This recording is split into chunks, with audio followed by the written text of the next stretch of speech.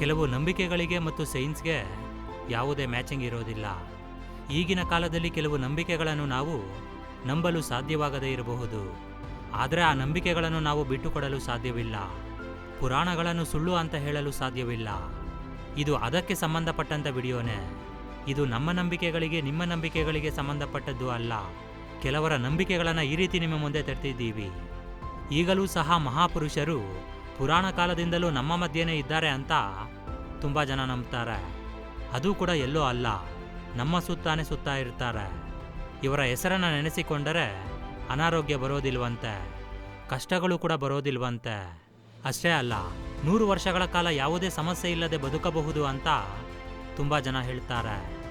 ಅಷ್ಟಕ್ಕೂ ಆ ಮಹಾಪುರುಷರು ಇದುವರೆಗೂ ಹೇಗೆ ಬದುಕಿದ್ದಾರೆ, ಅವರು ಇದನ್ನು ಹೇಗೆ ಸಾಧನೆ ಮಾಡಿದ್ದಾರೆ, ಇದಕ್ಕೆ ಸಂಬಂಧಪಟ್ಟ ಇಂಟ್ರೆಸ್ಟಿಂಗ್ ವಿಷಯಗಳನ್ನು ಈಗ ನಾವು ತಿಳಿದುಕೊಳ್ಳೋಣ. ಸೈನ್ಸ್ ಪ್ರಕಾರ ನೋಡಿದ್ರೆ ಭೂಮಿ ಮೇಲೆ ಹುಟ್ಟಿದ ಪ್ರತಿ ಮನುಷ್ಯನಿಗೂ ಸಾವು ಇರುತ್ತೆ. ಎಲ್ಲ ಧರ್ಮಗ್ರಂಥಗಳು ಕೂಡ ಇದನ್ನೇ ಹೇಳುತ್ತೆ. ಭಗವದ್ಗೀತೆಯಲ್ಲಿ ಶ್ರೀಕೃಷ್ಣನು ಅರ್ಜುನನಿಗೆ ಈ ಸಂದೇಶವನ್ನೇ ಬೋಧಿಸ್ತಾನೆ. ನಮ್ಮ ಆತ್ಮ ಸಮಯಕ್ಕೆ ಅನುಗುಣವಾಗಿ ದೇಹವನ್ನು ಬದಲಾಯಿಸುತ್ತೆ. ಆದ್ದರಿಂದಲೇ ದೇಹ ಅನ್ನೋದು ನಾಶವಾಗುತ್ತೆ. ದೇಹಕ್ಕೆ ಯಾವಾಗ ವಯಸ್ಸಾಗುತ್ತೋ ಆಗ ಆತ್ಮವನ್ನು ತ್ಯಾಗ ಮಾಡಬೇಕಾಗುತ್ತೆ. ಆದರೆ ನಮ್ಮ ಪುರಾಣಗಳಲ್ಲಿ 8 ಜನ ಇದ್ದಾರೆ. ಅವರ ಕರ್ಮಫಲಗಳ ಆಧಾರದ ಮೇಲೆ ಸಾವಿರಾರು ವರ್ಷಗಳಿಂದ ಬದುಕಿದ್ದಾರೆ ಅಂತ ತುಂಬ ಜನ ಹೇಳ್ತಾರೆ. ಅಂದರೆ ಅವರು ಈಗಲೂ ನಮ್ಮ ಸುತ್ತಮುತ್ತ ಇದ್ದಾರೆ ಅಂತ ತುಂಬ ಜನ ನಂಬ್ತಾರೆ. ಅವರಿಗೆ ಸಾವು ಅನ್ನೋದೇ ಇರೋದಿಲ್ವಂತೆ. ಅವರಿಗೆ ಇರುವ ಶಕ್ತಿಯುಕ್ತಿಗಳ ಕಾರಣದಿಂದ ಪ್ರತಿ ಯುಗದಲ್ಲೂ ಅವರು ಇರುವ ವಿಷಯವನ್ನು ನಮಗೆ ತಿಳಿಸ್ತಾರೆ. ಎಲ್ಲ ಗ್ರಂಥಗಳಲ್ಲೂ ಇಂತಹ 8 ಮಹಾಪುರುಷರ ಬಗ್ಗೆ ಬರೆಯಲಾಗಿದೆ. ಇವರು ಪುರಾಣ ಕಾಲದಿಂದಲೂ ಭೂಮಿ ಮೇಲೆ ಜೀವಿಸುತ್ತಿದ್ದಾರೆ. ಇವರನ್ನು ನಾವು ಅಷ್ಟ ಚಿರಂಜೀವಿಗಳು ಅಂತ ಕರಿತೀವಿ. ಈ 8 ಜನ ಚಿರಕಾಲ ಜೀವಂತವಾಗೇ ಇರ್ತಾರೆ. ಇವರಿಗೆ ಯಾವಾಗಲೂ ಮುದಿ ವಯಸ್ಸು, ಸಾವು ಬರೋದೇ ಇಲ್ಲ. ಇವರು ಎಂದಿಗೂ ಆತ್ಮತ್ಯಾಗವನ್ನು ಮಾಡೋದೇ ಇಲ್ಲ. ಇವರಲ್ಲಿ ಮೊದಲನೇ ಸ್ಥಾನದಲ್ಲಿ ಇರುವುದು ಹನುಮಂತ. ತ್ರೇತಾಯುಗದಿಂದ ಶ್ರೀರಾಮನಿಗೆ ಸಹಾಯ ಮಾಡೋದಕ್ಕೆ ಸ್ವತಃ ಮಹಾಶಿವನೇ ಈ ಭೂಮಿ ಮೇಲೆ ಜನ್ಮಿಸಿದ್ದಾನೆ ಅಂತ ತುಂಬ ಜನ ಹೇಳ್ತಾರೆ. ಇವರ ಸಹಾಯದಿಂದ ಶ್ರೀರಾಮನು ರಾವಣನ ಕೈಯಿಂದ ಸೀತಾಮಾತೆಯನ್ನು ಕಾಪಾಡ್ತಾರೆ. ಹನುಮಂತ ಶ್ರೀರಾಮನ ಆದೇಶದ ಮೇರೆಗೆ ಲಂಕೆಯಲ್ಲಿರುವ ಅಶೋಕವನದಲ್ಲಿ ಸೀತಾಮಾತೆಯನ್ನು ಭೇಟಿಯಾದಾಗ ಸೀತಾಮಾತೆಗೆ ಶ್ರೀರಾಮನ ಉಂಗುರವನ್ನು ಕೊಡ್ತಾರೆ. ಆಗ ಶ್ರೀರಾಮನ ಮೇಲೆ ಇರುವ ಭಕ್ತಿಯನ್ನು ನೋಡಿ ಸೀತಾಮಾತೆ ಹನುಮಂತನಿಗೆ ಚಿರಂಜೀವಿಯಾಗಿ ಜೀವಿಸುವಂತ ವರ ಕೊಡ್ತಾಳೆ. ಚಿರಂಜೀವಿ ಅಂದರೆ ಅರ್ಥ ಅವರಿಗೆ ಎಂದಿಗೂ ಸಾವಿರೋದಿಲ್ಲ ಅಂತ. ಎಂದೆಂದಿಗೂ ಅವರ ದೇಹಕ್ಕೆ ವಯಸ್ಸಾಗೋದಿಲ್ಲ. ಇನ್ನು 2ನೇ ಸ್ಥಾನದಲ್ಲಿರುವುದು ಪರಶುರಾಮ. ಪರಶುರಾಮ ಅಷ್ಟಚಿರಂಜೀವಿಗಳಲ್ಲಿ ಒಬ್ಬನು. ಭಗವಾನ್ ವಿಷ್ಣುವಿನ 6ನೇ ಅವತಾರ. ಪರಶುರಾಮನ ಜನನ ಅಕ್ಷಯ ತೃತೀಯ ದಿನದಂದು ನಡೆಯುತ್ತೆ. ಇವರ ತಂದೆ ಋಷಿ ಜಮದಗ್ನಿ, ತಾಯಿ ರೇಣುಕಾ ಮಾತೆ.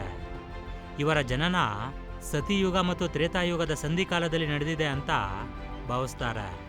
ಪರಶುರಾಮನು ಎಲ್ಲ ಕ್ಷತ್ರಿಯ ರಾಜವಂಶಗಳನ್ನು 21 ಬಾರಿ ನಾಶ ಮಾಡ್ತಾನೆ. ಇವರು ಶಿವನಿಗಾಗಿ ಘೋರ ತಪಸ್ಸನ್ನು ಮಾಡಿ ವರವನ್ನು ಪಡೀತಾರೆ. ಮಹಾಶಿವನಿಂದ ಕೊಡಲಿಯನ್ನು ವರದಾನವಾಗಿ ಪಡೀತಾರೆ. ಆದ್ದರಿಂದಲೇ ಇವರನ್ನು ಪರಶುರಾಮ ಅಂತ ಕರೀತಾರೆ. ಇವರ ಬಗ್ಗೆ ಸತಿಯುಗದಲ್ಲಿ ಸೀತಾ ಸ್ವಯಂವರದಲ್ಲಿ, ದ್ವಾಪರ ಯುಗದ ಮಹಾಭಾರತದಲ್ಲೂ ಕೂಡ ಇರುತ್ತೆ. 3 ಅಶ್ವತ್ಥಾಮ. ಅಷ್ಟಚಿರಂಜೀವಿಗಳಲ್ಲಿ ಕೇವಲ ಅಶ್ವತ್ಥಾಮನಿಗೆ ಮಾತ್ರ ಈ ಅಮರತ್ವ ವರದಿಂದ ಅಲ್ಲದೆ ಶಾಪದಿಂದ ಸಿಗುತ್ತೆ. ಅಶ್ವತ್ಥಾಮ ಶಿವನ ಅಂಶ. ಇವರು ದ್ರೋಣಾಚಾರ್ಯನ ಮಗ. ಯುದ್ಧ ಮುಗಿದ ನಂತರ ಪಾಂಡವರ ಕುಮಾರರನ್ನ, ಅದೇ ರೀತಿ ಅಭಿಮನ್ಯು ಸತಿಮಣಿ ಉತ್ತರ ಗರ್ಭದಲ್ಲಿರುವ ಶಿಶುವನ್ನ ಕೊಂದು ಹಾಕ್ತಾನೆ. ಈ ನೀಚ ಕೆಲಸಕ್ಕೆ ಶ್ರೀಕೃಷ್ಣನು ಅಶ್ವತ್ಥಾಮನಿಗೆ ಅಮರತ್ವದ ಶಾಪವನ್ನು ಕೊಡ್ತಾನೆ. ನೀನು ಚಿರಕಾಲ ಕಷ್ಟಗಳಿಂದ ಬಾಳು ಅಂತ ಶಾಪ ಕೊಡ್ತಾನೆ.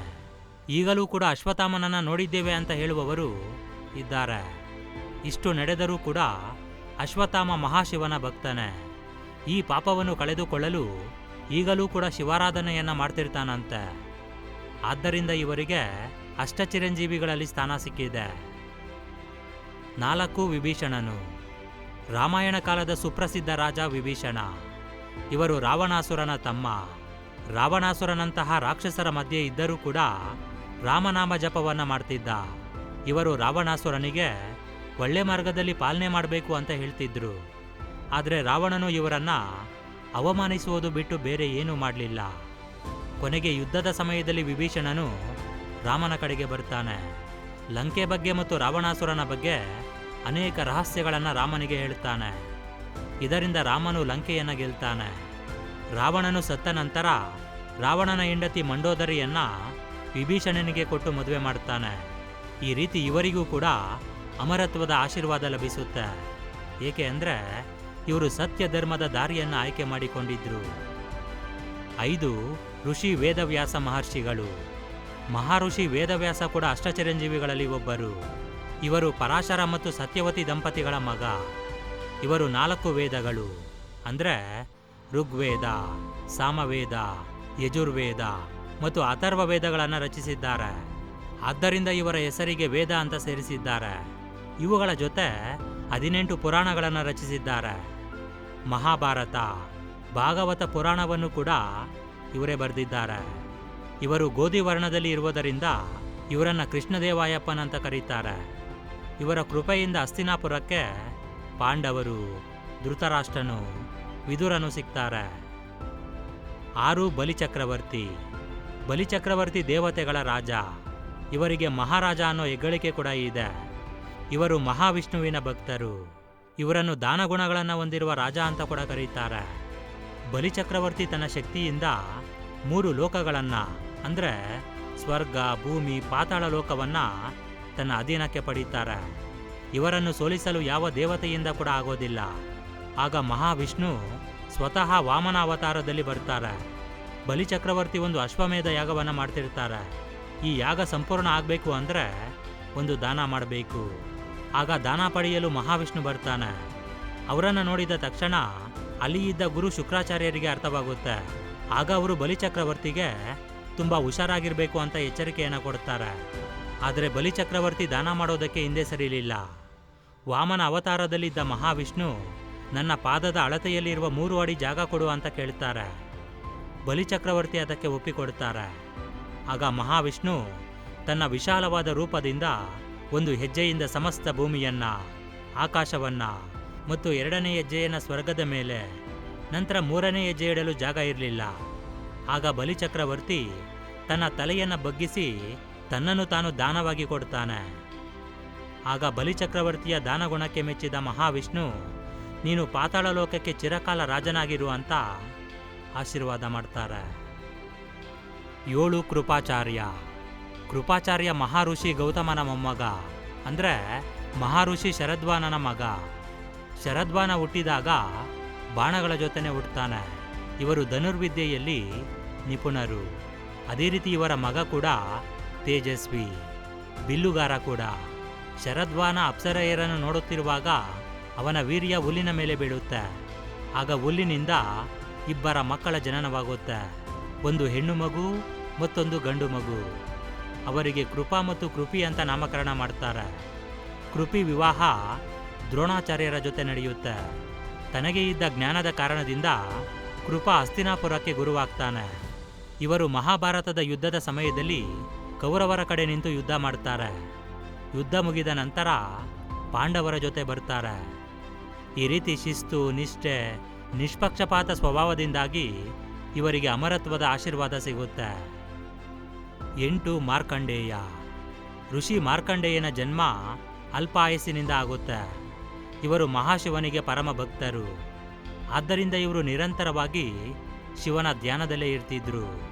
ಅವರ ಆಯಸ್ಸು ಮುಗಿದ ಮೇಲೆ ಯಮದೂತರು ಇವರನ್ನು ಕರೆದುಕೊಂಡು ಹೋಗಲು ಬರ್ತಾರೆ. ಆದರೆ ಆ ಸಮಯದಲ್ಲಿ ಇವರು ಶಿವಾರಾಧನೆಯನ್ನು ಮಾಡ್ತಿರ್ತಾರೆ. ಆ ಪ್ರಭಾವದಿಂದ ಅವರನ್ನು ಕರೆದುಕೊಂಡು ಹೋಗಲು ಸಾಧ್ಯವಾಗಲಿಲ್ಲ. ಆಗ ಸ್ವತಃ ಯಮಧರ್ಮರಾಜನೇ ಇವರನ್ನು ಕರೆದುಕೊಂಡು ಹೋಗಲು ಬರ್ತಾರೆ.